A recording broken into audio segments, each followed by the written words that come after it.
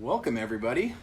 This is Howard here from 90-Second Beer Review, and we are back with another Instagram Live happy hour. So this is the first in the series that we've done in a little while, and it is also, as you can see, the first one that we were doing in person. So I'm very excited to welcome Ryan McLoughlin from Birdsong Brewing. Thanks for coming. Oh, you're welcome, dude. Yeah. So I do think it's important to note right now, we are doing this in person because we are both fully vaccinated, being responsible about it. We are also outside, which is a nice little extra touch here. So Ryan, why don't you quickly introduce yourself in Birdsong, and then let's crack open a beer. Yeah, well, I'm Ryan with Birdsong. Been with the company going on year number 7. We actually turned 10 this year, which is a huge milestone for any company. It's ancient in the craft beer world these days. I know, and it's Charlotte being, so the leader of craft beer in North Carolina. I mean, 10 is a long time, and with the pandemic, but we made it. So we're gonna turn 10 in December. So I love it. Yeah. So Birdsong Brewing. Obviously, I said we started in 2011 December. We are one of the original. I always like to call it the original 5. When I moved down to Charlotte in 2012, it was us, Noda, Triple C. There was Heist, and then there was 4 Friends, and then 4 Friends went out of business pretty quickly thereafter. And then it was just, us 4 brewing great beers and, young brew scene in Charlotte. Yeah.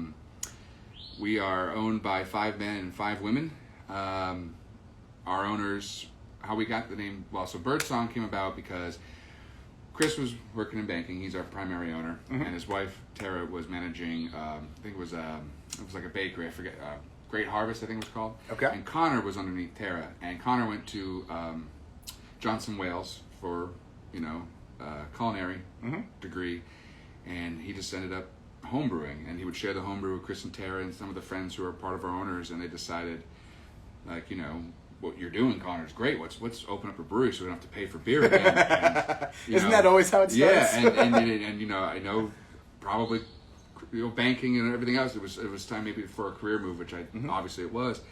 And so they did a lot of market research, and of course Asheville being like the mecca of North Carolina breweries. Beer City, I knew, right? Yeah, Beer City. I knew living in Rochester, New York. I knew of Asheville.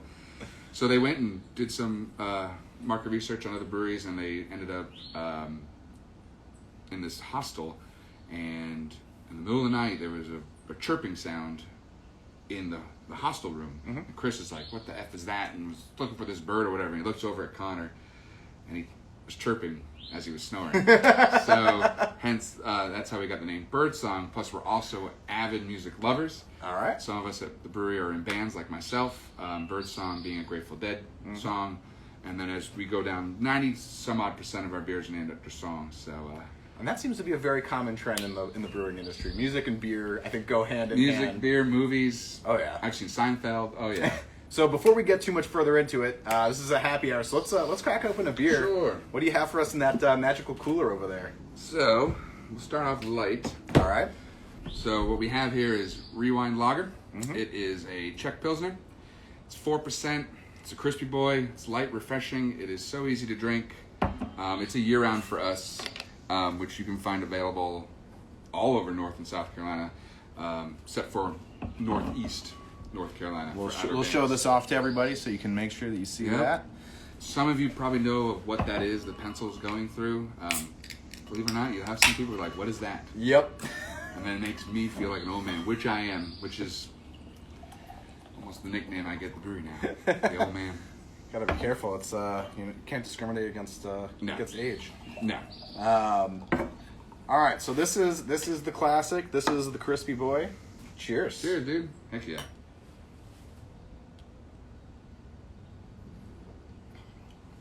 Oh yeah. Oh. All sorts of classic Czech pills. Yeah. This is my favorite in the tap room is my go-to. It's a lot of our go-tos. This beer just slaps. And it's I like lagers like this because it's light, it's crushable, but it's still got a pretty substantial malt base, and it's not. I mean, it's not light on the hopping. I mean, no. Czech Pilsner brings it. Yeah, it does, and this has now been 2021 is the year of the lager, and we ran out of Rewind earlier this year. I mean, it sells a ton, obviously, on the coast, but it's just, it's beer-flavored beer. So, has this always been one of the flagships for the brewery? Is this a newer thing? Because I think craft brewers are trying to make lager a thing in craft beer. It's new. I think we've been doing it for, I want to say, because last year was a mulligan and I forget everything. I would say it's 3 years we've been doing it. I remember going to GABF with a bunch of crew from Birdsong, and I remember going to True Brewing, and they dropped this beer called Cold, which was just a straight up, it was just called lager. Yeah. And of all the breweries I was visiting in Denver, everybody had a lager. Mm-hmm. And I remember, and I would come back to Charlotte, like, no one was really doing lagers at all. I mean, out of any of them that I can think of, and it was just, that just clicked in my head, that, lager. I mean, I'm not saying I'm responsible, it was just something I remember. And a former production, and our current head brewer, Connor, created this. I believe this is actually a Connor beer sub, but I mean, it's yeah, crushes, man. And you know what? It's funny. I feel like, you go back a couple of years and like people would go to a brewery and the first beer they want to try to like test out the quad brew was like whatever their main IPA was. And now I feel like people walk in and you want to try the lager first. Yeah, I mean, I do work in the tap room. You still get people coming in, what's your haziest, what's your sour, and it's like, I roll, whatever. But people, I want to say, not craft beer experts, but I mean, I think we're a lot of people who are in it for a while just IPA'd out. Yeah, and you know what? I mean, I will say, I understand, like, this year, I do believe, I think it's going to be the year of the lager, and I will say I have noticed, whether it's social media, whether it's just going into bottle shops, there are more lagers and more diverse takes on lager on the shelves than I've ever seen before. I can't even keep up with it, and it's super exciting, because, it's 90 plus degrees and humid most of the summer down here, and drinking 8.5% hazy IPAs gets a little difficult at a certain point. I was at Dirty Bull last night. They got a lager. I mean, Divine Barrel, they got a lager. Triple C. I mean, everyone's got it. Everyone in Charlotte's got a lager now. So, and Birdsong is, you guys are a little bit American, a little bit of Belgian style is kind of the predominant, or kind of all over the place? Everything. It's we're a production brewery, and we also want to offer a wide variety in our portfolio, which helps the customer choose. It helps my accounts choose, because it's like, if I'm just brewing hazies and sours, and it's like, I know it's the in thing, but it's like, what else can you do? Well, you gotta find the next in. Yeah, and and it also goes back to our owners and Connor and our regulars. I mean, not a lot of breweries, as we'll see, we're gonna do. We got a year-round brown. Yeah, I don't know many other breweries that do it. That is the couple that I knew. A couple of them are starting to move away from that. Yeah. So it's definitely unique. But so your role as an area sales rep. Can you tell us a little bit about what that entails and what you're doing? Because we were talking about it a little bit before we got on camera. It's a lot of drinking. No, that's what everyone thinks. It's like that meme. It's like what my parents think I do. What I actually do. It's great. It works for me because I'm an extrovert, and I like talking. I like people, and I love the craft beer industry and the craft of making beer. It's really neat. So I have Raleigh, Chapel Hill, Durham, and the surrounding counties. I also have Fort Mill to Columbia, South Carolina, to North Augusta, and then everything east. So I have Myrtle Beach, Charleston, Florence. I have those big areas. It's like an A/B schedule. So this week I did Durham. I get to go and visit my accounts. I visit, my what we call honey holes, and and then our distributor reps will give me tips like, go here, here, and here, and here, which Eric at Harris did for me this week. So I got to go to some newer places, and he may have a better relationship than I do. And next week, it's just a wacky week with Memorial Day, but usually my A schedule is like Durham, Raleigh. So next week I'm focusing heavily on Raleigh area for Behringer. Sure. And then the B schedule will be South Carolina. So I'll do Fort Mill, Rock Hill in a day or two, and then I go down to Columbia and help my Columbia team with Comer distribution in Columbia and their territory. And then once a week I'll go to the coast and I help out Bear Island with Myrtle, Charleston.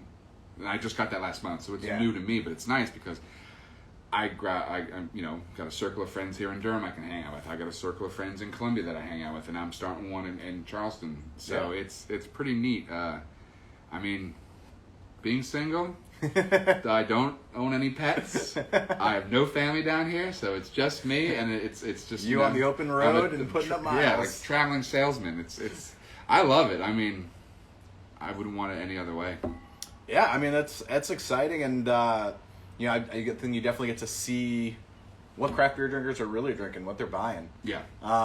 Which I think is really cool. So, I think we do have to talk because you have a beer here that is related to the beer that we're drinking, this Rewind Lager. But this is a beer, I think this is one that has launched today, right? Launched today at the tap room in Charlotte. It will be available for distributors to pick up come Monday. So this is fresh as we can get right now. This is Rewind with lime added, lime zest.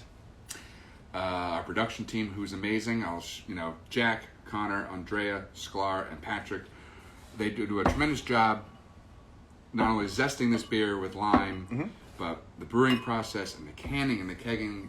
We have a really good team at Birdsong that knocks it out of the park. Yeah, and this is kind of a fun one, and I think you guys are right on with a lot of brewers in the area that are, now that everybody's kind of dialed in their base lager. It's like, all right, what can we do with it, especially over the summer? I mean, throwing a little bit of zesty lime in there, making it a little bit more, I mean, everybody hates to say it, but I mean, Bud Light Lime kind of established a market for some of that. I was like, it's like Corona and lime, which I really do like. Yeah.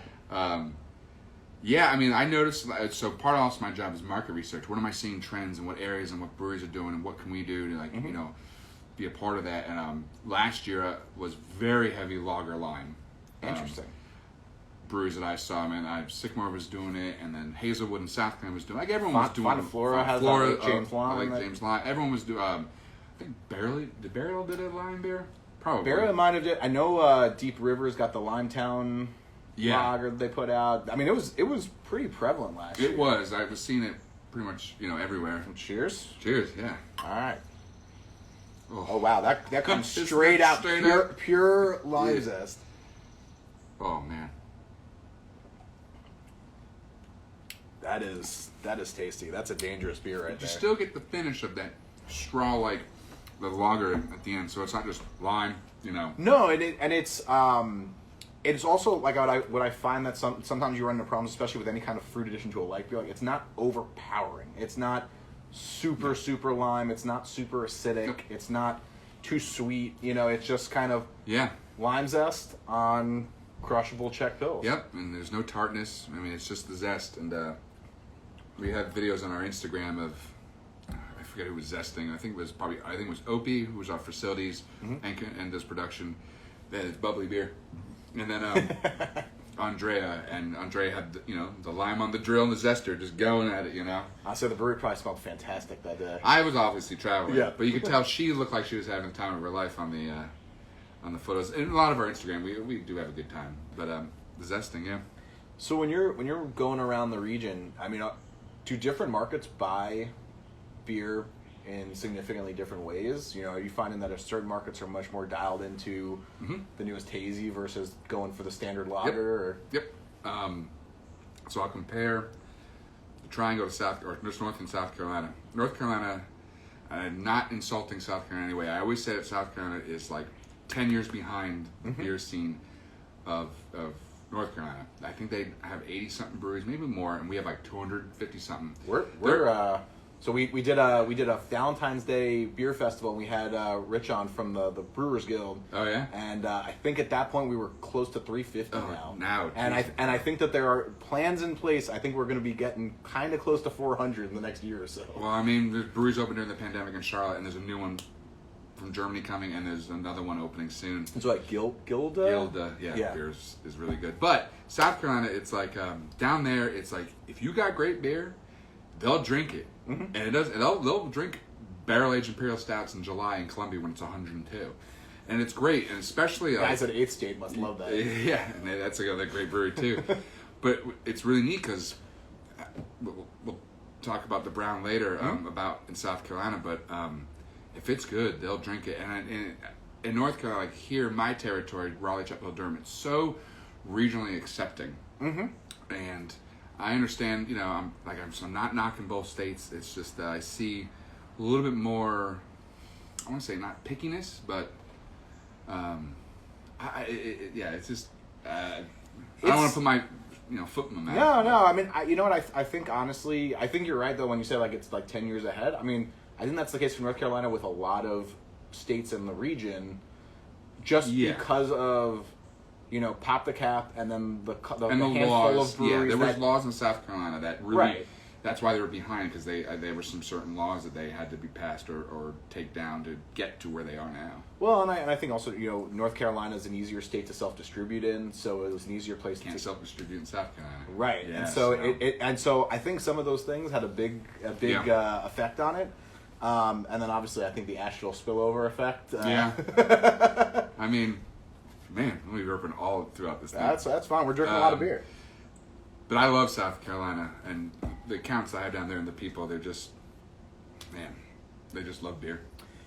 And just North Carolina too. I mean, it's fun. I mean, what's the Guild's tagline? The state of Southern beer, right? Yeah. In North Carolina. Yeah. So one of the things I wanted to go over and kind of tell everybody about. So Birdsong, I think, tries to also really emphasize kind of a lot of the community goals that you guys have, a lot of the environmental initiatives. Yes. Can you tell everybody a little bit about what Birdsong's doing on that front? Because I think I think the industry as a whole is very focused on those kinds of issues, but I think you guys really do a good job of focusing on it, on talking about it, on letting people know how you're addressing those things. Yeah. So the main thing is that we're solar powered, 50%. So I believe we're the first brewery in Charlotte to put solar panels on the roof. And we generate so much energy that we can actually give it back to Duke Energy to redistribute, which is great. That's awesome. That's the big thing that we have. We also like to do a lot of water conservation. Mm-hmm. We have this machine. Don't quote me on this, but I believe what it does is it pulls nitrogen naturally out of the air, so that way we can store it in a tank and then use that as pressure to push beer from brew house to fermenter, from fermenter to bright tank, without using a pump or electricity. That's really cool. Now, if I'm wrong, all my people at Birdsong, you're you probably can, laughing at me. You can correct us in the comments. It's all right. But I believe, there's that, and just we do a creek cleanup every, I think, a couple times a year. I know the pandemic really made that shitty, but the stuff that we find in the creek, that's that runs up through Noda and the Belmont area. We were given an award as the greenest business in Charlotte, or like greenest brewery. I think it was 2019. OP does a green team where we do things. Stefan, who's a delivery driver, does a butterfly garden and does a lot of horticulture, stuff for us, and we just not being wasteful. Yeah. Which is really important. And brewing is, I think people forget, but brewing is a manufacturing occupation, and you got to use a lot of water, and you got to use a lot of materials in that process. And so, if you're not careful, you could be pretty harmful if you're not watching yourself. Like every other brewery, we give the grain to a local farmer, feeds the cows.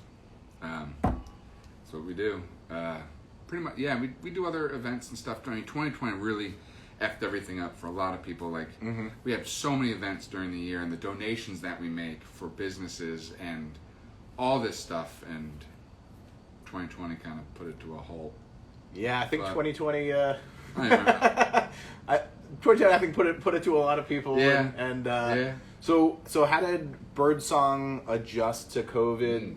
And then in your role, I mean, you probably saw it more directly than a lot of people, just in the change in consumption and the different channels that people are going to. So what did you guys do, and how did you guys respond to COVID? So, how did we respond? I think we responded very well. Our main owner, Chris, is really good with numbers. And Connor is really good at numbers. So, we obviously had to scale things back, which everyone had to. Yeah. But they're so good with numbers that we scale back that we can still give our distributors beer. We can still give our tap room and the to-go beer. We could sell it luckily being distributed in North Carolina and South Carolina was a huge advantage. Plus, you guys already had a canning line. You guys were already well practiced on packaging. Which it probably gives you a leg up on 75% of breweries pre-COVID. And my mom said, in the best of times or the worst of times, everyone's going to drink. So what I got to see in South Carolina was my number one accounts were Harris Teeters. And they were blown out during the pandemic. So our distributor, Comer, was so thankful that we had beer they were picking up every week during a pandemic. You're picking up beer to put in grocery stores. Now, South Carolina was a little lenient on some laws, so they were still doing draft. Not as much, but we were providing them with beer, and they were happy about it. We were providing a triangle of beer. We were so savvy, and there was no panic. And I don't think any brewery panicked. It was just, we were just on top of our numbers. Yeah, the tap room closed, but we did to go. And our to go was people were buying half barrels, sixtels, cases of beer, and tipping heavily. Our taproom staff and I was it would be a Wednesday, and you're bringing home $300 to two something, in tips, just with to go, because people really wanted to help out the beer community in Charlotte. Well, I'm glad you actually mentioned that, because that's something that I felt very, acutely during, especially some of the worst months of COVID, is that appreciation. I think pre-COVID, you wouldn't necessarily tip somebody that was just packing in order for you to go. Or not tip, tremendously, but I think everybody understands that in those situations there wasn't the tap room, there wasn't in-house service, which is where a lot of employees and hospitality industries make their income. And I feel like we saw it a lot around here. You think about some of the bottle shops in this area. The Glass Jug and Sam's and a lot of the places around here that all figured out some sort of curbside to-go situation pretty early in the pandemic. And you'd go into their parking lots, and there were almost always a couple of cars waiting for an order. We had a little same thing, like a little Mario Kart looking track, and I noticed that definitely out here, Highwire started doing the pallet sale, where they invited all the local breweries, and you just drive through and pick up the beers of the breweries you wanted to. And honestly, to me, the pallet sale thing was such a cool example of this industry looking out for everybody. Dirty Bull ran a couple, Highwire ran a couple. I want to say not Bond. Somebody out closer to Cary and Raleigh ran one, but they would get 6, 7 people who run Brewgaloo would do it too. And you'd get 6, 7, 8 breweries in one place, and people. The first time Highwire did it, they were lines for. That's what I was told. A half-hour line to get in. Because everybody was just so pumped to come out, and they could support a whole bunch of their favorite breweries in one shot. And, the folks at Highwire or Dirty Bull, they didn't have to do that. They could have just sold their beer. But they invited all their friends and their peers to sell their beer. And there are not a lot of industries where that would be happening. And the thing out here, the breweries are so spread out. It's nice that we're all together. Like in Charlotte, you can start at Birdsong and go to down 2 miles or 2.5 miles to North Davidson. You go to start with us, and you can go to Noda, Free Range, Heist. There was Protagonist. There was the New One and Robot, Divine Barrel, and then there's a distillery. That's quite a stretch. Oh yeah, you're definitely not going to stay thirsty. And then we have Catawba just a block and a half away from us too, on the other direction. There's those differences. But. So let's crack open another beer. What do we got? Let's see. Well, this is our previous seasonal, which is still available in stores across both states. It's called Good as Helles. It's a tropical Helles lager, Helles back, that we use some nice strata hops to accentuate the tropical and citrus notes for a nice Hellsbach. And I will tell you, so you were talking about this year being the year of the lager. I definitely agree. This might be just my personal experience between last summer and so far this spring and summer, but I felt like last summer was like the summer of dry hop pills, and you started seeing a lot more breweries coming out with these pills that had they're taking a lot of these citrus and tropical fruit hops and a lot of stuff they were using in their hazy IPAs, and they were playing around with how can we get that hint of tropical fruit flavor into kind of a crispy pills. We're not even into June yet. I'm already, at least personally, I'm feeling this is the summer of Helles. because the year of the lager. It's fantastic. I mean, I've just in the last couple weeks I've had a couple of different Helles that are some of my favorite beers that I've had in the last year. I mean, I was in Atlanta. We went down to Halfway Crooks. And they had a fantastic traditional German Helles. Dissolver has their Helles that they put out, Never Ending Sky. And then this beer, I cheated. I tried this one a couple days ago. I absolutely love this as like a summer lager option. This was a seasonal that really took off. This beer was such a hit that we sold out of our cans in the tap room a week and a half before the next seasonal. Yeah. This beer was I was just at an event at an account down in Chapin, South Carolina on a Tuesday. Did 4-tap takeover. Mm-hmm. Kegs freshly tapped that day. We kicked the 6 still of Goodest Helles that night. Ooh. In Chapin, South Carolina on Tuesday. Yeah, I mean, obviously it's got a much more substantial malt base to it than the Czech Pils. You know, it's got that kind of that Helles base, but I mean, it's tropical without being fruit juice. It's just kind of that little essence of tropical fruit. Oh yeah, it really comes out. And then obviously less, a little bit less of a hop kick on the finish. Yeah, it's not an IPL. Like no. Being from New England, Jack's Abbey, a lager brewery, or a brewery that just does lagers. The Kiwi's Revenge, it tastes like a straight up really good West Coast IPA, but it's a lager. Oh yeah. And they would do all those really good hoppy lagers, and I mean, honestly, New England for you. You give me a pack of the Rewind Lime and the Goodest Helles by the pool, and I'd be a happy camper. Yeah. So you were just talking a little bit about just your area of Charlotte. What's the Charlotte brewing scene like right now? I feel like every time I go back to Charlotte, there's another 5 new places that I haven't even had an opportunity. I can't keep up with it. I've been living there going on, I don't know how many years, 9, 10, I don't even know, 9 years. Yeah, it's there's a lot. Yeah, as they say, Charlotte's got a lot, but it's a lot. I mean, like I just described that route of North Davidson Street. You can hit up 7 breweries and a distillery. Yeah, and not only that, but you're hitting up not only us, but like Noda, who's well known, Wooden Robot, who's well known, Divine Barrel, who's well known outside of the market. I mean, then you got Free Range, who's just this really good brewery. This little brewery. It just sells out of there. They do distribute, but they kill it there too. And it's like the Charlotte beer scene. There's a lot, and it's kind of like Charlotte is made up of neighborhoods. So we're like in the Belmont Optimist Park area, and there's Noda, and there's Plaza Midwood, and there's South End and Lower. So everyone, University. So everyone's got these neighborhoods, and you go to University, you can go to Armacow and get a great beer there. You can go to South End and go to Lenny Boy and Triple C and plus others and get great beer.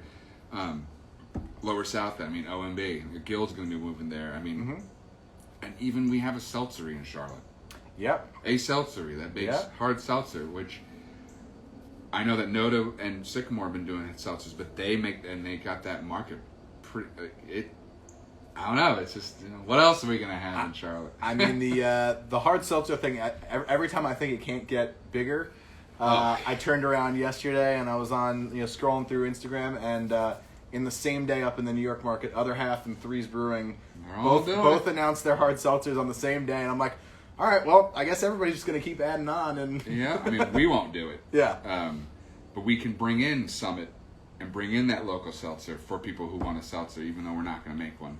We bring in Lenny Boy and some Boocha from Charlotte for the Booch options, and then we got, we utilize Red Clay and Good Road for cider. So there's so much going. The scene is just, and we have, we've got some bottle shops. It's not like here in Durham or Raleigh, there's bottle shops everywhere. Yep.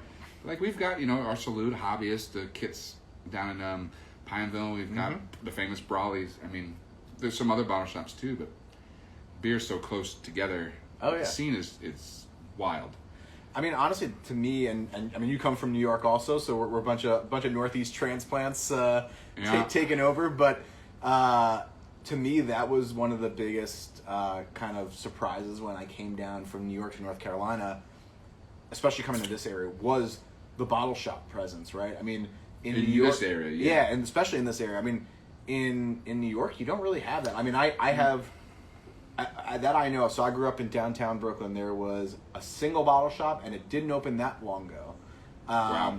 And it just wasn't the thing. And then I came down here, and this area especially, like, we just have bottle shops every couple of minutes, and they're all fantastic. And I mean, they're all Chris great. and the guys at Glass Jug and Sam's and all these guys. I mean, you know, the guys at Beer Study. I mean, they all run fantastic bottle shops. They're always bringing in cool stuff. I mean, it's literally like every day, every other day, they've got new stuff on the shelves. Yeah. And I mean, at times it's overwhelming how much stuff they're bringing in, but it's awesome. Oh, I know. Yeah. I also noticed that like some breweries sometimes they'll bring beer to Charlotte, but sometimes we get skipped because we have so many breweries that I find beer in Durham I can't find in Charlotte. Yep. Just the way it goes.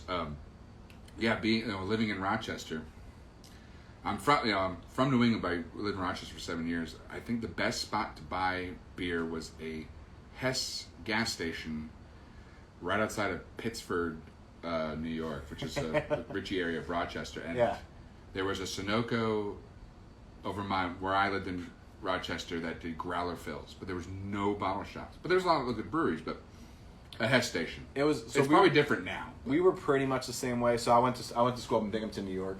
And, I went to Oneonta. Oh, there we go.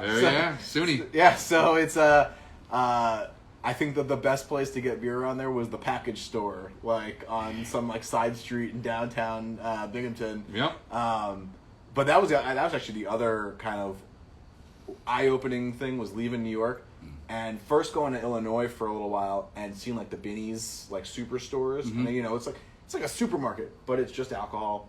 And then coming down here and you have the Total Wines and all those kinds of things that are just on a whole different scale. I'd never heard of Total Wine until I visited my family in Miami, and they're like, "We're going to take you to Total Wine. We like beer." And I'm like, it's like the scene in Clerks where, Randall goes into the other video store and just goes, he's on his knees like, "Oh, I'm here." You know, that's what Total Wine felt for me because I never seen something like that before in New York. No, and it really is on a different scale than what that region has. So we talked a little bit about, you know, obviously to go and some of the shutting down during COVID. Restrictions are easing. People are getting vaccinated. We're ready for the summer. What's Birdsong got in the works for the summer? What are you guys doing in terms of, you know, reopening, in terms of welcoming people back in? So Charlotte is definitely different than Durham. Okay. So Charlotte, so at Birdsong,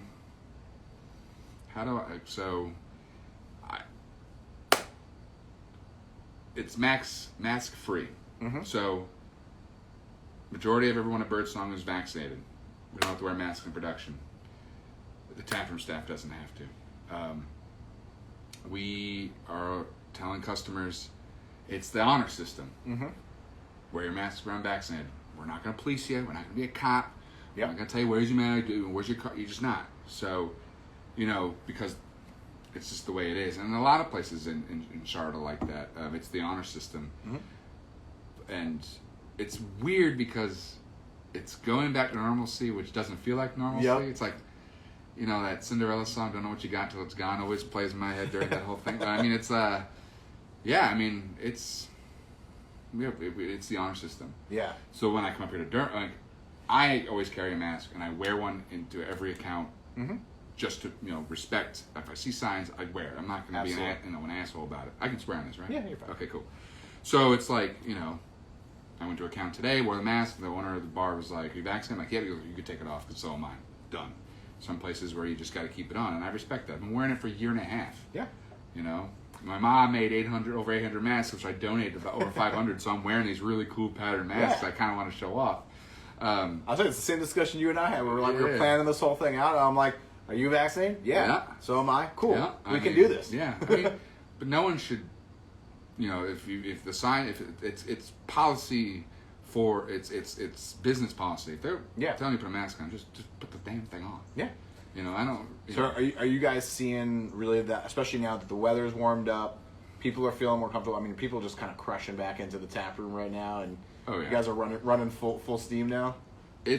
We're still not a full bar. You know, we still got spaces out. You know, because Charlotte is such a patio heavy city. If you got a great patio, you want to go to it. Yeah. So everyone hangs on the patio, which is great because it's outside. Yeah. You know, the inside never really is full because everyone's hanging out outside. And you know, before, you know, we had a door person. We asked, you know, we'd space everybody out. Everyone was pretty polite. We never had, you know, anybody go viral or like, you know, we had some people who just refused and were like, "I'm sorry, but it is a pandemic." Yep.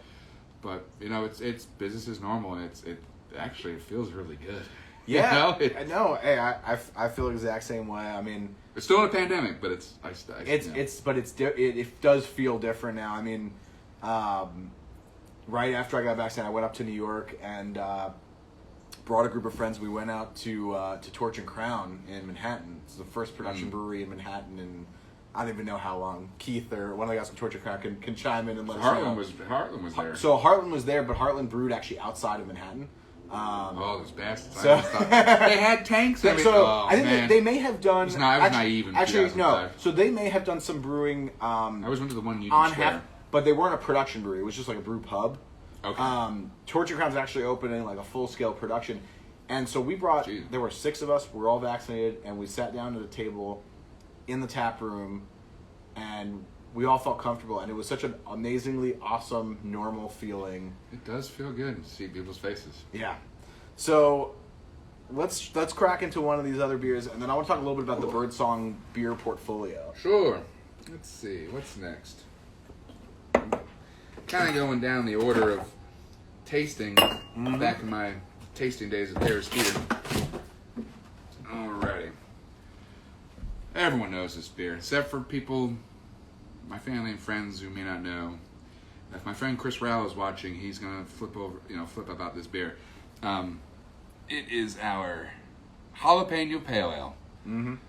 This beer, I know it's encouraged. I'll say, yeah, it is encouraged. Yes. So we got some. Ooh, Wegmans. Yeah. Oh, I Gotta know. love Wegmans. I know. I'm food shopping there tomorrow. So jalapeno pale ale. I think it's important to note this is one of your flagship year-round beers. Yeah, and it's actually got a really cool story behind it.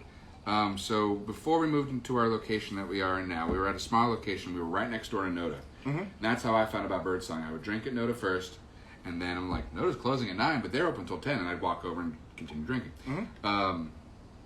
This beer was started as a Randall. We took our Free Will Pale Ale, and we Randallized it through fresh jalapenos, and it was a really good, as we know, a really good success. People kept calling and asking about it, wanting to bring it back, and then Connor and the team at that time figured it all out. And what we do is we get local organic jalapenos from our farmer Mike in Concord, or where I'm from, it's Concord. I know some of you are watching. I was say you got to be careful with the pronunciation. And we de-seed it by hand and then chop it like lightly in the food processor and pitch during dry. That's probably not a very fun day on the brewery having to chop up a whole lot of jalapenos. Be careful. It's labor. I mean, it's 40 pounds, but 60 barrels of beer only 40 pounds for 60 barrels. And 60 barrels is a lot. That's a lot of beer. So we pitch, and then you get the flavor and the aroma, but none of the heat. Mm-hmm. Now, if you're capsaicin sensitive, you will get some heat. But it literally smells to me. Yeah, it's number 2 in our portfolio. I mean, it smells like you just cut up a fresh jalapeno. Yep. Oh, I know. It's like the green, the garden, pairs well with a bunch of different food, like fra diavolo pasta to sushi to even a salad. I mean, you could have it with a salad. It really is. So it's kind of fascinating because I mean, these days I feel like in the craft beer, like pepper beers are not as unique or weird as they used to be. They they become a lot more common. But a lot of people are going for the heat component, and this is really more of like, I almost think of this as like a savory beer. Like this is, it just, I don't even know how else to describe it other than it's savory because it doesn't have a lot of like the citrus and tropical fruit like hot components that you get in a lot of pale ales in America. Vegetal. It's vegetal, but not in an overpowering way, and it doesn't have that capsaicin kind of heat to it. You can cook with it. Braise with it, do anything with it. I could just see this being a really cool beer to use in like a slow cooker pulled pork kind of thing, and a chili. Yep, we used to do a cookbook every year. We'd have a contest where people can come in by cooking with the beer, and if you won, you'd go into our cookbook, add it into it. We haven't done it in a while, but yeah, I mean, braise with it. There's I know places that do beer cheese with it, or marinade with it. Oh yeah, I can definitely see that. It's number 2, but going back to being the original, what I call the original 5, nobody was doing something like this. And this beer really put us on the map. Mm-hmm. And it sells a shit ton. Which is honestly it's my number one. It continually surprises me. So when you're out selling a beer like this, because it is like most people when they brew a pepper beer, it's a one-off, it's a seasonal, it's some sort of special beer. It's not the flagship, it's not the staple, and they're not doing it in large part quantity. of the flagship, man. And so how are people? How do people talk about it or receive it when you're bringing that out into the market? Because it is truly neat. Yeah, everyone thinks it's interesting. We've been in this market in Durham for 6 years, but everyone knows about it. Mm-hmm. Even if someone doesn't, they think it's interesting, and then they try it, and 99% of the time they're like, "Damn, this is really good." But the whole sales pitch is like you can, serve it with whatever dish. Yeah. I met the owner of Edmund's Oast here in Durham. We did our launch party in the coast at Edmund's Oast, and the owner's like, "I have this in my restaurant because it's so good." I mean, honestly, like this to me is that it's like that quintessential like pairing beer. Yeah. But I think the other interesting thing about it is like, the challenge I think with a lot of pepper beers, right, is the fact that they do have that spice component, and so you really can't drink more than one of them unless you're really a spice nut. Spice, yeah. With that, I mean, people are brewing with habaneros and ghost peppers and all sorts of stuff, but if it's got that spice component, you really can't. You can't drink more than one. It's just it's becomes exhausting and it starts wearing on you. But this doesn't have that. Nope. But we've got regulars. It's the only beer they drink. Really? I'll be behind the bar and our great, taproom staff. It's like all they order is jalapeno. It's like we have 13 other beers up there. Like, nope, it's the only beer I want. And there's another beer in here that's the same thing. It's just like, nope. That's all I want is jalapeno. Which is also that's also fascinating to me because I feel like in the American craft beer scene, right, like everybody's favorite beer, and there are so many people that say it, but like everybody's favorite beer is the new beer, right? It's the beer that nobody's tried before. It's the next hazy IPA with whatever weird hop combination or whatever. And so the people to find a beer like the jalapeno pale, and that is the only beer that they're gonna drink. That's something. I mean, Charlotte beer. Every brewery's got their thing, but like jalapeno pale ale really stands out. Mm-hmm. Think of Charlotte beer. There's a whole plethora of it. I don't know. This beer just stands out. So Birdsong portfolio. So we just talked about this being a flagship year-round beer. So I think you guys have 5 year-round beers right now. So what are the 5 that we're gonna find all the time, and then kind of how do you guys think about the portfolio when you're going to market? So the 5 year-round jalapeno pale ale. We've got Lazy Bear Brown, Rewind. We've got Paradise City, which is a session IPA. Mm-hmm. And what am I forgetting? I think it's Higher Ground, right? No, I said no. That's what happens when you have some beers. I say, hold on, wait. I say it was Rewind, Higher Ground, Jalapeno, Lazy Brown, and Paradise City. That's 5, right? Is that 5? That's 5. I guess it's 5. We got 5. Holy shit! But see, I think that's really cool because in the modern, not in the modern, but in today's craft beer scene, out of the 5 flagships, to have a West Coast IPA, a brown ale, and a jalapeno pale ale. Mm-hmm. I don't know that I know somebody else that has that as part of the year-round portfolio, which is really cool. And it's great because that's why we're turning 10. They're staples that have been around. Starting out so early in the Charlotte market, you're not starting out now. We got to pump in a buttload of money and catch up. Yeah. And get it out there and do everything. So you were saying about having 5 year rounds and the and then just in terms of like seasonal. I mean, like what are some of the big beers that people? I mean, big days on the calendar when these the seasonals are released. When the seasonals are released, the big ones are Fake Plastic Trees. Okay. Which we've been doing for I think 7 or 8 years. Is it that old? It was a wheat IPA. It was hazy, and we just changed it to hazy. I would say it was a hazy IPA before hazy IPA. Yeah, we've been doing it for a while, and then Mexicali Stout, which is our the winter one, which is habanero, cocoa nibs, cinnamon, and coffee. So to me, we tested it out this past winter. The folks at Stone sent us their Chocoveza Mexican stout, and my wife baked a stout cake with that in there. But Mexicali is one of those beers like 100%. Like use that in like a chocolate dessert Yeah. to give it that little bit of cinnamon and spice. Yep. But that's I love that as like a classic like winter stout. It's warming. It's not huge on ABV.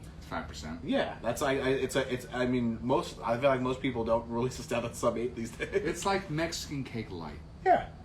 Hate to put it that way, but someone brought that to my attention in Colombia, and I was like, "Oh, yeah, you're right." And they said it was better than Mexican cake because I don't know. It has I alcohol. was like, I'll take it. I'll take it. Yeah. Yeah, I mean everybody loves Westbrook Mexican cake. Yeah. It's big, popular beer, but that thing will one glass of that will take you down for a little bit. Oh, I've drank in a bomber once. Yeah. I've done it. I wouldn't say that I would do that on a weekday night. All that's what Friday yeah. Saturday's for. All right, so Fake Plastic Tree is Mexicali Stouter are some of the bigger ones, and then the others that like people look out for it on the calendar. It's a regular when you come around to that. Any new of the IPA series is something that everyone looks out for. So we do an IPA series and do a sour series. So, the IPA series is one-offs, recipe that we create, and it's out there, and then it's gone. See you later. And then the sours sours do repeat. Okay. So Pink Robots is a blackberry raspberry sour, which has been around for quite a few years, which is solid. We've got Passion Play making a return, which is a passion fruit sour. We did a beer called Rain, strawberry blueberry sour, which really was a big hit. We do Blackbird, which is an Arnold Palmer inspired beer, which is lemon and tea. That's So really cool. I So don't the know that sour I've had series one is like kind that. of repeating, but the IPA is like one and done. Yeah. But it's also good for market research. Like if this IPA really killed it, Yeah. maybe we bring it back in the IPA series, or maybe we bring it, for a year round or seasonal. Yeah. Hazy Sexy Cool is one of those. I'm about to say, I was like, I remember the first time that Hazy Sexy Cool came out, and then I noticed the coming around like I think it was almost exactly a year later when you guys Yeah, we put out do the it next a year. Yeah, we do a year. And I was like, okay, that one clearly sold very well. Yeah, we do it for our anniversary party. Okay. So we do anniversary beers. We do barrel aged here and there. So yeah, it's we do a lot. So let's try the brown ale now, because that's, again, I mean, there are not many breweries that still have a brown ale as kind of a flagship, and some of those, I mean, like even like a High Wire, I mean, Bed of Nails is a fantastic brown ale, but they've been kind of backing away from that being like quite as featured in their portfolio. So Lazy Bird Brown Ale, I always say, I say it's like a friend you can, it's a friend that you don't see for very long, but when you see them again, you right back in a conversation. Yep. It's comfortable. It's comfortable. It's like a good friend, and it's got good chocolate and coffee notes from the malt. Let's show this one up here. Yeah, it's a really solid beer. I mean, I don't drink it as often, but when I drink it, I'm like, God damn, this is a good beer. So, I mean, I definitely get, like, right off the bat, like, you get a little bit of, like, bittersweet chocolate and, like a lightly roasty coffee. Yeah. I mean, it's like a good friend you can always come back to. It is. I mean, it leans into the coffee, and it's not overly roasty or, any of the stuff that you sometimes get from some of those bigger coffee beers. Yeah. It's just that's I mean, on the darker side, but still a crusher. Yeah, it's only 5%. I mean, so we're 5.5. Our beers are made to be sessionable. They're not palate wreckers. They're not something that one and dones. So, and I think I've noticed that about the Birdsong portfolio. As we go through the year, and I see the stuff that you guys are releasing, you guys almost never release anything that is monstrous on the ABV front. Like, I think the Rich Girl Oatmeal Cookie Stout is maybe was that 8-ish% somewhere in there. That's the biggest. The biggest ones you're going to see are our pilot batch series. We do a small batch series for Thirsty Thursdays, and you'll find things that are 10 or more. Yeah. But even that's rare. We've done beer Prehistoric Dog, which Imperial Stout, which kind of clocks in at 9%, and we do Turtles and Pterodactyls, which is that base beer Yeah. in. We've used Woodford Reserve and Bullet Barrels for that. So, but yeah, I mean, and even if we do really large ABV beers, we're smart in the tap room. We're like 2 per customer. You're gonna get. We don't want to be responsible for someone slamming 5 of them and leaving. Yeah. Well, anybody who's sitting there and slamming 5 10% ABV beers. I mean, we want to make beers that are sessionable where you can come in and have a few and you're good. It's about at Birdsong. It's about community. Mm-hmm. We want people there talking. We want to have fun. Like our tap room has no TVs, so we want people conversing. We want people playing games and having fun. That's what we want to be. Well, so I think the other thing that I saw that you guys do that I thought was pretty cool is that you guys brew a special beer for the Charlotte Knights. And oh yeah, yes we do. I did not bring that. We do a beer for the Charlotte Knights called All Night Long. And just for people who are either not into baseball or outside North Carolina, the Charlotte Knights are the AAA baseball team in Charlotte. Yep. Rivals of the Durham Bulls. Yep. Yeah, we do a beer for them. It's a Belgian blonde, or blonde ale, and it's great because watching live baseball in Charlotte in the summer is hot as hell. Yep. You want something thirst quenching. You want something enjoyable, nothing heavy. And this is our 3rd year doing it, and I actually got to throw out a first pitch for the Knights, which was fun. Nice. My one of our great bars. Wait, striker ball though. It was a Mariano Rivera cutter. Okay, all right. You can't. You were trying to break the bat. I did not hit the dirt. It was a little, it was low, not too far outside. All right. They don't make you throw from the rubber. You didn't do the 50 cent and throw it towards the dugout. So no, I did not do that. I did not do that. And then our amazing bar staff personnel, Thule, who he goes by, he got to throw the first pitch, and it's just great. We get to go to games, do a Birdsong outings at the Knights, and it's so much fun. I think we're very lucky to have that contract. Yeah. And I'm trying to pitch all the time. I want to do a beer for the Charlotte Checkers, who were which were the Hurricanes AHL team, now the Florida Panthers. We're still the Calder Cup champions, and 2019, which I was at some of those games. But I really would like to do a hockey beer for the Checkers. So. I think that'd be really cool. I mean, I know R&D down here has the Hurricane with Storm Brew. Yep. I'd love to do it for the Checkers and call it "If You Want Blood, You Got It." AC/DC, perfect. But what kind of beer is it? That's the question. I mean, it would be this. It would be the rewind. That's hockey beer because my favorite. I love Molson Canadian Labatt Blue. So 100%. I think we're gonna have probably a little bit of a hockey route here. So first of all, Ryan, the other half of 90 Second Beer Review, he's a huge Islanders fan, so he's pretty happy today because they moved on last night. As long as they beat the Penguins, they beat the Penguins last night. They're waiting for the next round. I am. You a Rangers fan? I'm a Devils fan. So I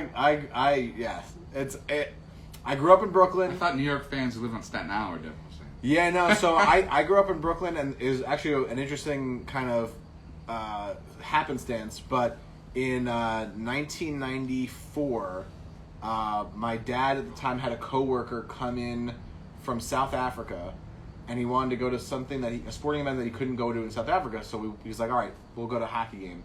And the Rangers had just won the cup. This was early in the 94-95 season. Yeah. The Rangers just won the cup. Spirit of 94. Right, so you couldn't get into Madison Square Garden. Nope. We lived in downtown Brooklyn. Getting out to Nassau Coliseum was a complete pain. So he got Devils tickets and went out to the Meadowlands. And at the last minute, they got 4 tickets. One of the people in his work group canceled, so he brought me. I was not particularly into sports at that point, a little bit. They beat the Boston Bruins 4-3. Stéphane Richer scored the game-winning goal.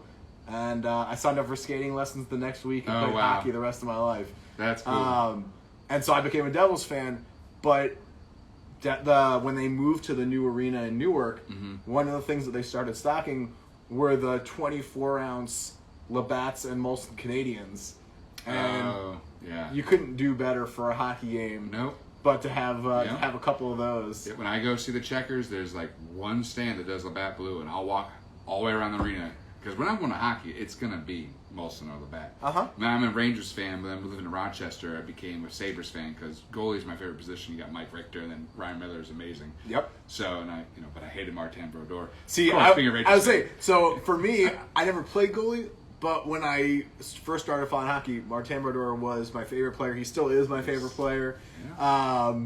But yeah, I mean that era in New York, you had so many great goalies. Yeah. I mean, you had Hasek for a period of time up there in Buffalo.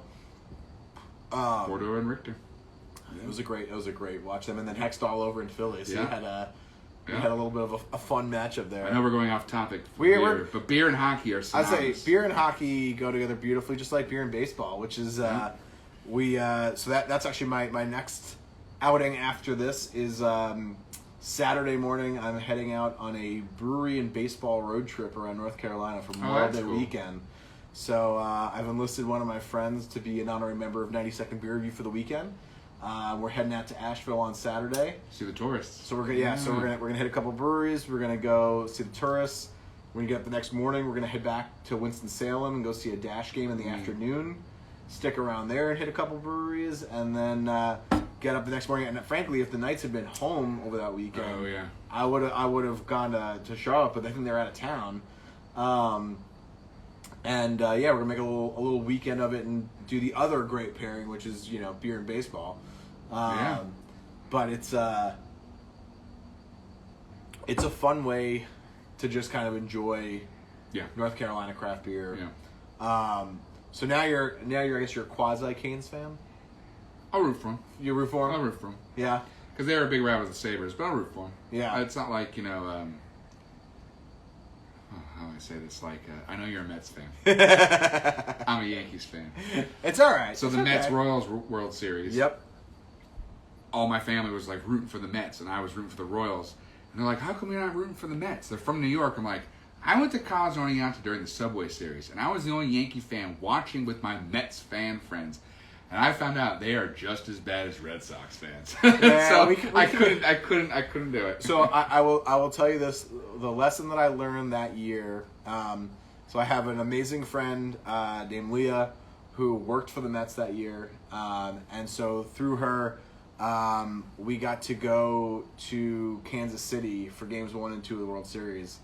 And big group of Mets fans. There's a lot of Mets employees and things like that. And we're all amped up for the World Series, and we're a bunch of New York sports fans, so we're a little aggressive. Yeah. Kansas City sports fans are the most frustratingly nice people in the world, because we got like 300 Mets fans in blue and orange rolling into Kauffman Stadium for Game 1 of the World Series, and walking past all these people, and these Royals fans are like, "Oh, are you guys in from New York? Good luck in the World Series. Have a great time. I hope you enjoy Kansas City." And just being as nice as they could be. Yeah. And like growing up as like a hockey fan with like Devils Rangers in the playoffs and like Devils Flyers, and everybody just hates each other. I couldn't. It's not like the Mets fans throwing D-cell batteries at John Rocker, Yeah, I mean, it was a little bit of a different background than dealing with these extremely polite Kansas City fans. And I just felt bad being anything less than extremely polite to them. Yeah. Sports and beer. All right, so you mentioned, I think we should finish on a beer that you mentioned that is become a big regular for you guys, or at least regular amongst seasonals, Fake Plastic Trees, which I think is a really cool beer for a couple reasons. I mean, one, I think it's pretty unique because you guys did brew it before Hazy IPA became a It was called thing. a Wheat IPA. Yeah. But to go back before I switched, Yeah. I was going to mention Leesburg Brown, South Carolina, and brewing this year-round is that I have a lot of permanent tap handles at accounts because you get those people who only drink dark beers year-round. You get the old-school folk who love Newcastle or brown ales. They drink this. So I've got this beer being a year-round, especially a brown, really helps the differentiation on a tap list. You can have that. So that's why I want to mention before I switched over. Absolutely, and I think that's also a really cool thing because I think brown ale is a style that gets disrespected a lot. It's Belgians now are too, but Yeah, and you know what? But I think for that reason, it's a great way to differentiate a tap list, and it's a really great, especially in a brew pub place where they're serving food. Like that's an easy dark beer for somebody that wants something darker to go with a meal. Yep. I got an account in Columbia. He's from Boston, always wears a Bruins hat, and he loves that beer. And I got a permanent tap handle because you know, he's an old school guy. You know, Yeah. He loves brown ale, so I'm in there. I You love know, it. It's great. So tell us a little bit about Fake Plastic Trees, because again, this is, I think a lot of people look forward to this beer coming out every year. It gets a lot of attention, and it's a unique beer in the current landscape. It's unique in the sense that we've been doing it for so long, calling it a wheat IPA, and that was a term for a while. We did do a hop change. This beer, generally with hazy IPAs, you're going to see a lot of Citra, Mosaic, Galaxy, for example. But this one uses Cascade, Sriracha Ace, and Comet. We were using Simcoe before, but we replaced that with Comet. So you're going to get a hazy IPA, but you're also going to get pine notes. You're going to get a little bit of that West Coast feel in it. So it's, you know, I've had hazy IPAs and I'm just like, it tastes like that, or it tastes like the other ones. Yeah. You know, and it's got citrus, it's got pineapple, it's got mango. It tastes like candy. Uh, and, you know, it looks like orange juice. Yep. I mean, I'm from Vermont, and I had this discussion with my good friend Chris, who's I grew up with back home in the wonderful town of Brattleboro. And, you know, we were talking about, you know, the whole New England... Oh, sorry about that. No, the whole New England hazy IPA thing, and it's like, you know, yeah, you get your Treehouse, you get your Trillium, you get your Burlington Beer Co. But then, you know, I think what was it, like Hetty Topper was credited as the first. You ever poured that beer in a glass? Yeah. It looks like shit. Well, and I mean, it's just unfiltered. There's no centrifuge. I mean, they probably have one, but it's like. So my friend's gripe was it's just like what people are interpreting as hazy New England's, it's not the same outside those three breweries, right? And some others. What they do in New England, it's unfiltered. It's the way it is because there's some yeast sediment in it. And I think the other interesting thing is like people think like hazy IPA, New England IPA, like you think about some of those like originals, Hetty Topper, Sip of Sunshine, like stuff like that. They have pine notes. Yeah. They are not orange juice. No. They're very much West Coast inspired. This is not maybe as intense on the pine, but it's much closer in that respect. So if you ever come to Birdsong and you order Fake Plastic Trees, just say trees please, and they'll know exactly what you want. So like this one to me, like it's got that pungent, like it's just danky. But the funny part is, so like I get orange and lemon, and then I get a lot of that pine, and like bright pine, and a little bit of like sticky resin. Yeah, it's very sticky. And it's not, but not any one of those things is overpowering the other, and you get a little bit of all of it. Yeah. Oh. And like, I mean, it's silky smooth. Like you get that wheat base. Yep. It's like it's really soft, like a soft mouthfeel, and it's like the biggest thing is like I think hazy IPAs tend to be like kind of that like pillowy, like they're kind of just everywhere. This is not quite at that level, but it's just smooth. Yep. And you get it's not thick. You have to chew. No, it's not thick. You get some of that citrus, and then it leaves you with a little of that like pine, sticky resin kind of dank element to it. And what we use is Riverbend malt wheat from Asheville. I love when you guys use the local malts. Totally different profile.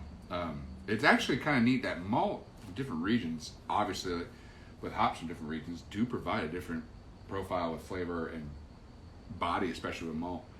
Yeah, we used Epiphany here in Durham before. Oh yeah, Sebastian does Carolina awesome malt. stuff. We've done Riverbend. So yeah, which is, by the way, the other reason why I think that North Carolina is a couple years ahead of a lot of other Southeast states. We got 3 malt houses in the state, and they're all cranking out really awesome stuff. And I haven't done my research if Georgia has any, or Florida, or I don't think Tennessee. that there are many. I mean, most of you. I would say Tennessee probably would. Tennessee might. I don't know. I know that there are far fewer. I mean, there's obviously far fewer malt houses out there than people would think. Yeah. Even going across the country, and most of them are Pacific Northwest and out into the Midwest. Malt houses. Yeah. I mean, being in the Grain Midwest, Belt, Pacific Northwest, Canada. Yeah, for sure. But like to me, this is like you get a little bit of that. I mean, like to me, this has a lot more of that traditional, almost West Coast flavor to it because it has a lot of that pine and that bitterness. I I like that. North Carolina Brewery. We are spoiled in North Carolina. We're definitely spoiled. Yeah. We definitely are. And is hey, I'll fully admit it. I'm happy about it. But it's a cool beer also because in the grand scheme of like IPAs right now, it's also lower ABV than, and again, it goes back to what we were talking about. 6.4. But I mean, how many hazy IPAs come in sub 7 in a lot of cases these days? I mean, usually higher ABV. Yeah, I mean, like even like a standard hazy IPA now, it feels like it defaults to like 7 to 7.5. I know, but the haziness masks that that alcohol burn, and I mean, I think it's cool though that people look forward to this beer and that it is as successful as it is because it is, in a lot of ways, more of a throwback than a lot of the hazy stuff that's on the shelves these days at this point. Yeah. So we're closing in. We're a little over an hour right now. Are we really? Yeah. All right. So what do we got? What's our final beer here? That's let's reuse the rewind. Okay. We're gonna reuse glasses, guys, because we ran out. We have a lot of glassware. It's Instagram Live. I know it. Watching video this long on your phone. So what do we have going on here? So this is High Ground IPA. We don't can this beer. We do, but for special runs of the brewery. This is our West Coast IPA. It is our flagship. It is classic West Coast. It is piney. It is floral. It is resiny. It is grapefruit. It is mahogany in color, and we really care about the freshness of this beer and really care. It's Cascade heavy. I compare it to Two Hearted, Sierra Nevada Torpedo, and it is a huge popularity in the tap room. So is this Cascade only?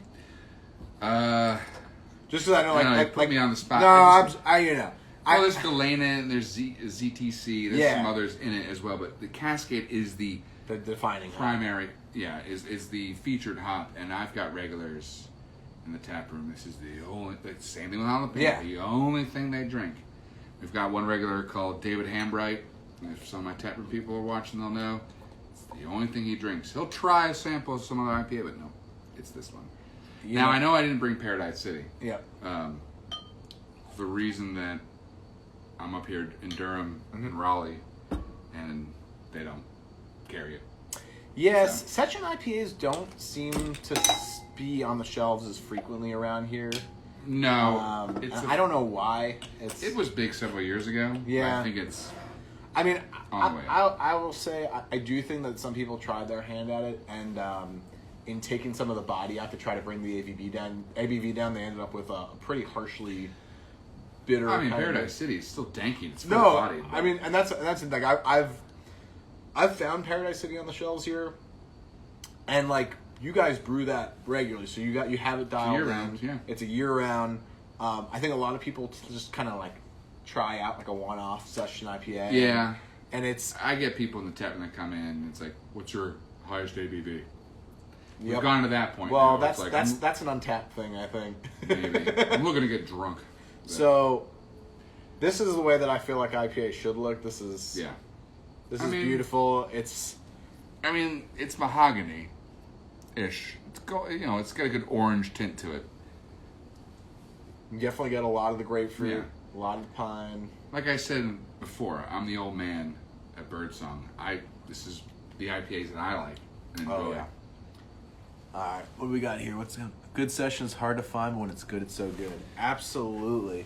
Well, of course, yeah. I mean, I enjoy sessions. I mean, it's like if I'm driving, I'm like, if it's 4.8, yep, 4.2, yeah, I'll have a couple. I mean, honestly, that's I think one of the reasons why I started transferring over to more lagers is just getting that low ABV stuff. So West Coast IPA. This is my first Instagram video, so I look like a noob. No. So for everybody, so this is our first time doing this in person, so we have to move the camera back a little bit to get both of us in here because Instagram does not allow you to turn the camera really. But yes, West Coast IPAs are making a comeback. In the sales side of that, accounts are like, do you have something else besides a hazy? I get that. Today, I was in Durham at James Joyce. I'm like, this is our West Coast IPA, and he's like, thank God you have something that's not hazy. The owner said that, and it's really nice to have that West Coast. And I mean, I love hazy IPAs and all that stuff, but like, you know, for especially a bar restaurant, especially our portfolio, if you've got that wide selection like we have sampled tonight, Yeah. it gives the bar and restaurant choice of like, well, I need a lager because I only got a keg left, or you got a brown, sweet, I need a brown line. But the West Coast IPA is definitely making a comeback. I think accounts and especially brewers in general are sick and tired of the hazy IPAs. So the West Coast is making a comeback, but I think accounts are really just over it. Well, and you know what? They're just over it. So the other part, and I've heard a lot of brewers. In my opinion. No, 100%. I think I've heard a lot of brewers talking about this over the last couple of months, maybe the last year or so. You know, I think one of the things that happened, right? West Coast IPA, I think like about 10 years ago, got caught up in like that IBU craze, right? Oh, I remember that. Sam Adams, 100 IBU. Right. Actually, I have a story about that too. I know we're running a little long, but no, it's fine. Sam Adams did that 100 IBU, and I was like, "Fuck yeah!" And I was like, and you know, the things would scrape the enamel off your teeth, and they were barely drinkable most of the time. But it was a race to the top. Yep. And I think that colored a lot of people's view of West Coast or traditional American IPA. Yep.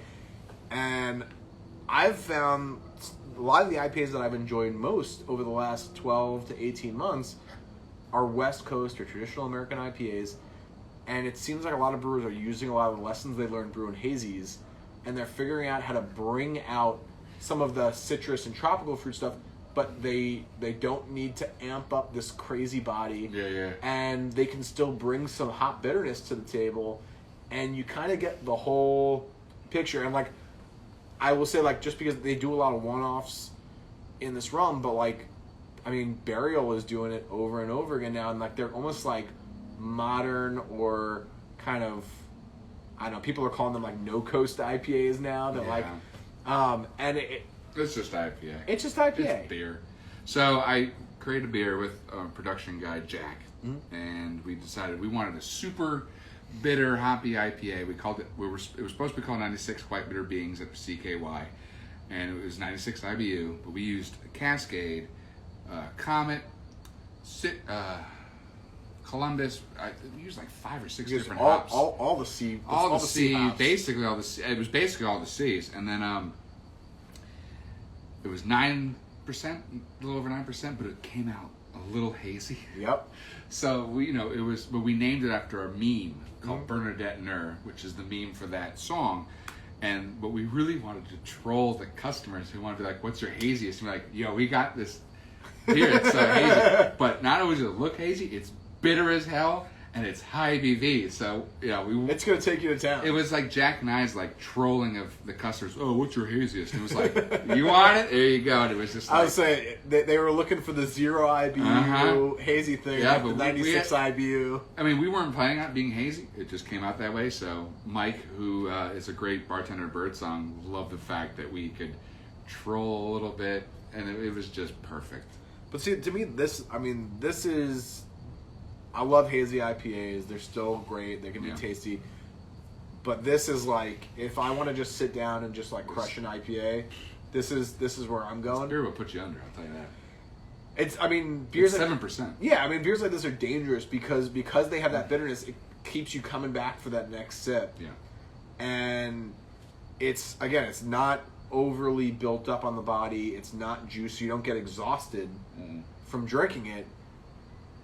And it'll get you. It's Oh, it creeps up. I mean, we got customers who drink 3 or 4 of these a night. That's dangerous. It's bold. So, tell everybody, where can they come visit Birdsong? Where can they get Birdsong beer, and how can they learn more about the brewery? So come to Charlotte. We're on 1016 North Davidson Street. Great tap room, great environment. No TVs, so you got a lot of conversation. Learn how to talk to people. Learn how to talk to people. Great patio. That's where we're located. You can find our beer all over North Carolina except for the northeast portion of North Carolina. You can find us all over South Carolina. And if you can't find them in your town, go bother this guy. Yeah, me. Yep. Our website is a great example. Our Instagram, Facebook, we've got a huge following. So just come to the brewery. Just use your phone. Just do what you do because we're always on it. I mean, that's what we do. That's true. Yeah. Well, Ryan, thank you. One more thing. Yeah, no, come One on. more thing. Bring it to us. I would. No. Jack, Sklar, Patrick, Andrea, and Connor in production. And our Coleman, who's our distribution manager. Wes, Travis, who am I forgetting? Well, Stefan. It's mostly for production and Coleman. I just got to do one of these. Because that's what we do at Birdsong. So I just wanted to I like it. You dab got on. you got to put it in before the end. Yeah.